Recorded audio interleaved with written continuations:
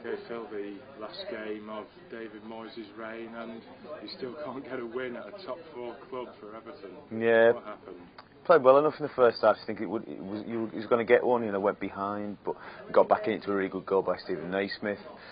Dug in the second half when Chelsea put the pressure on it and then had chances, and it kind of defined the struggle that Everton have faced to break that top 4 when they've not been able to find a clinical marksman, and Jelavic missed a really good opportunity. Then minutes later, Torres, the man who cost 50 million quid, whatever it is, went down the other end and picked the winner out. So bittersweet in many respects. Played very well, and it was a performance that was fitting and deserving of the manager in his final match, but not the result maybe that they deserved.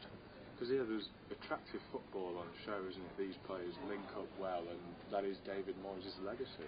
Yeah, he's certainly evolved the team, hasn't he? From that, that image of a Dogs of War sort of side from the early 90s moving into 2000s. They've moved from functional to quite stylish at times this year, and he's sort of moved with the times and taken Everton with them in the Premier League. So, he leaves a very good squad there, and hopefully the new manager can inherit that.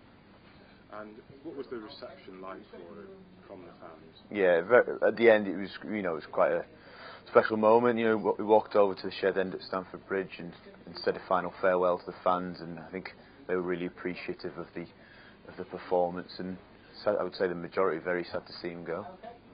Of course, Everton will now be looking forward to who's going to fill that dugout for them next year. Are there any rumours about potentially filling that yet?